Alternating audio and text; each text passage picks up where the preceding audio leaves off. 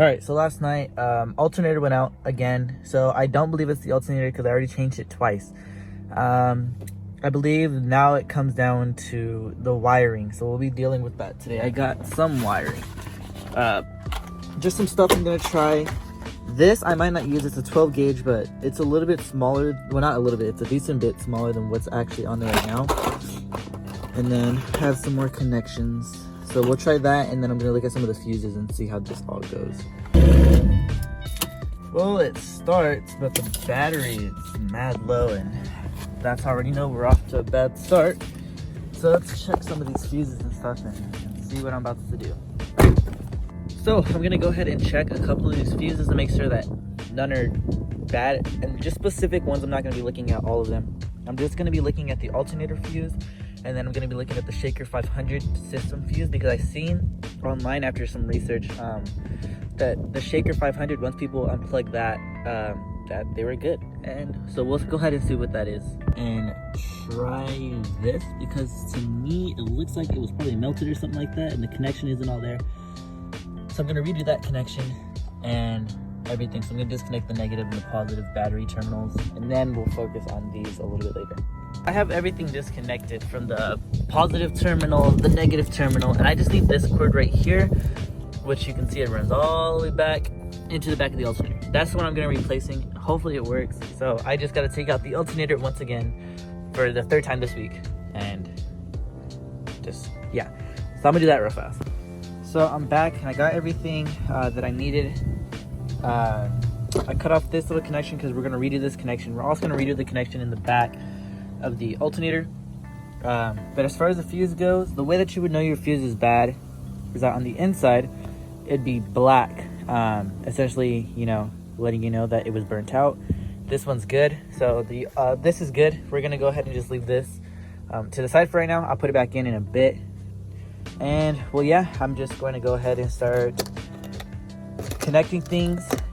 We got the same gauge, 6 gauge I believe it is, cables, and we got some of these as well, so that we can actually connect things together, and then some stuff, you know, crimp it together and all that good stuff, and some wire cutters and stuff like that. So I'm gonna go ahead and do this, and yeah, in order for me to get started, I already have this removed. Let me just take that off. Then I just got to take off the alternator, get to that rear connection. Then I could disconnect the entire cable and redo everything. As you can see, looks pretty corroded still, down to the connections, which I'm pretty sure is the issue.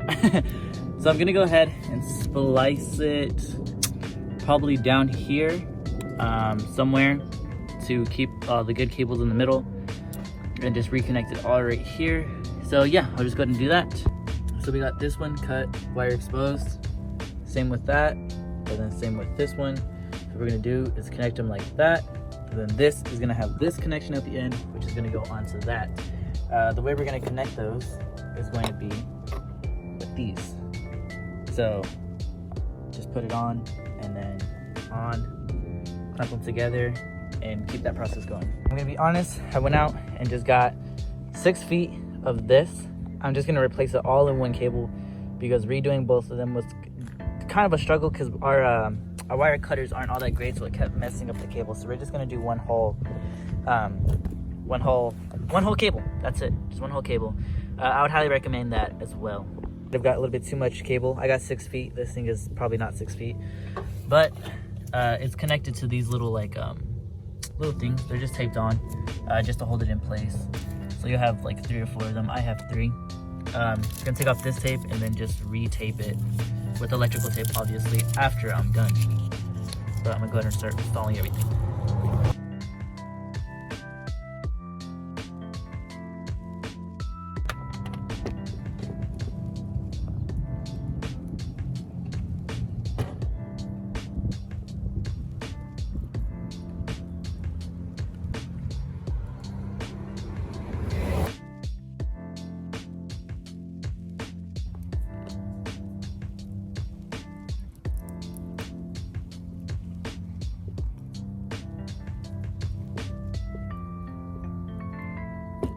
Second right there. got both. All right. So now I'm just gonna add electrical tape to right here so that it actually stays in place and, you know, doesn't slip off or anything like that, and we'll be good.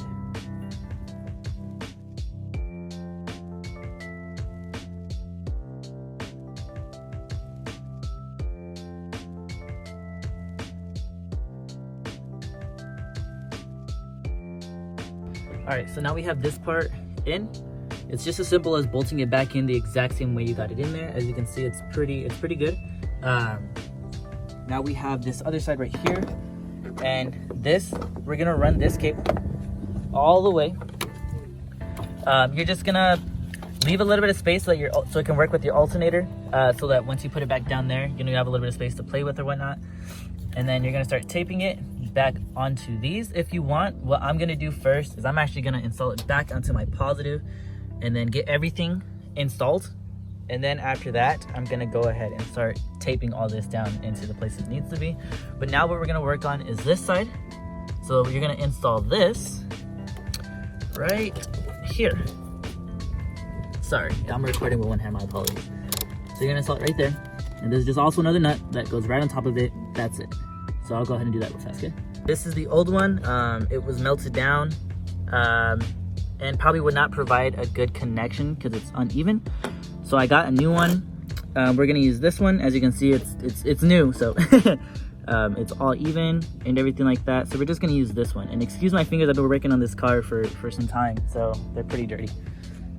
But yeah, all that needs to happen now is literally just screwing it on. And we're gonna tighten it up with a socket and we will be good. Let me go ahead and tighten that down. You have everything all connected right there. You can, oh, let me move that out the way. You can literally just put your cover back on it. If you use your covers, I do, sometimes I don't. It's just there. That's connected though.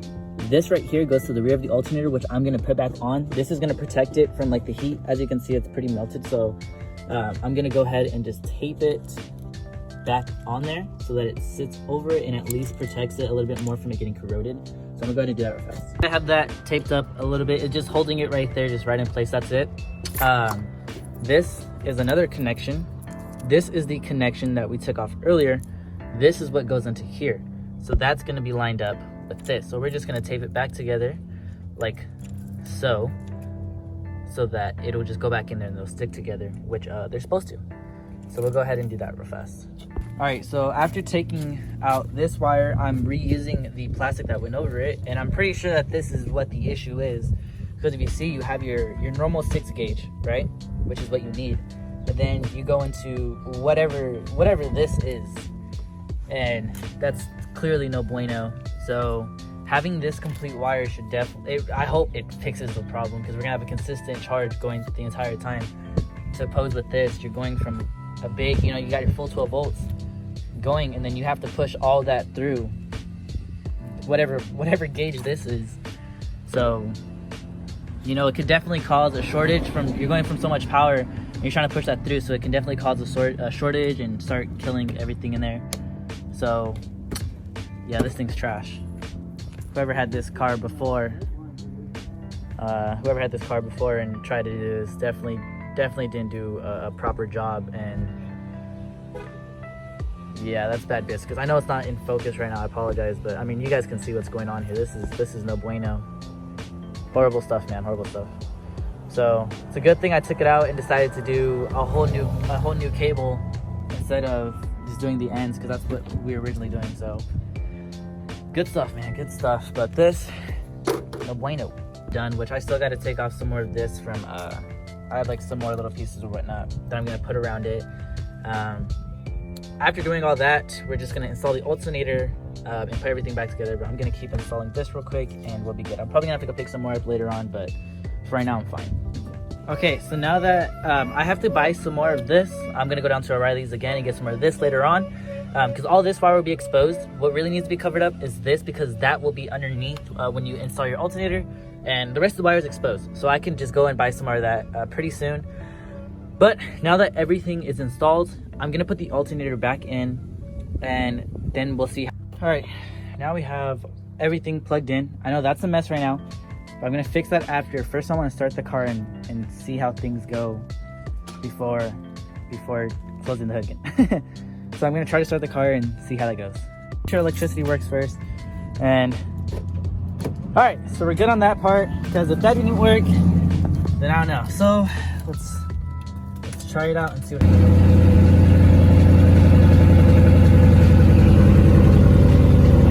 Well,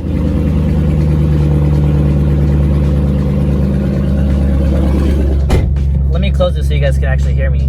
I'm gonna talk a little loud because my exhaust is a little loud. So, I mean, everything looks fine right now. That's usually where my battery sits at. I'm gonna let the car run and see if it goes down at all or anything like that. As of right now, it's looking good though. Like I said, I'll just let it run for a bit. Everything works, so we'll just see though. So what I did to test everything out for the most part is I turned on all the lights. I turned on the radio. Now we just got to see how all this goes and if it's going to maintain a steady charge with it being on and actually running power throughout the car. If it can maintain that charge. If you guys didn't know, that's what the alternator does. It essentially just charges your battery, thus allowing your battery to power what needs to be powered. So right now it's looking good. It's been running for about 3 minutes now. I just turned on the lights and everything. Everything looks good. The lights are on. So we'll see how this continues to run. All right, so I put away all the tools, and it was a process, so it took me a decent amount of time. I'm gonna go ahead and check on this battery real quick and see how that goes.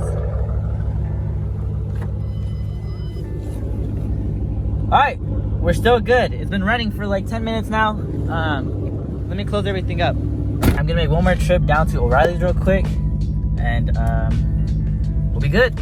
I just want to see how it goes, like a little test drive, So, sorry if you guys can't hear me. My car is kind of loud, so I'm speaking really close to the microphone. But we got everything replaced. This is the next morning. Everything's running fine. Not the greatest, job, but it works right now. And I could always fix it and modify it later. But it's good. And like I said, what was going wrong was the connection was just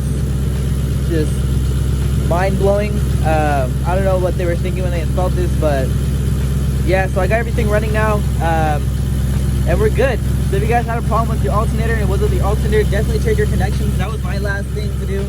I checked the battery, alternator, and then I went to my connections and everything, so it should be good after all that. Anyways, if this video was helpful in any way, just let me know down below into the comment, and go ahead and leave a like if you want. But this was my issue, and probably it's the same for you.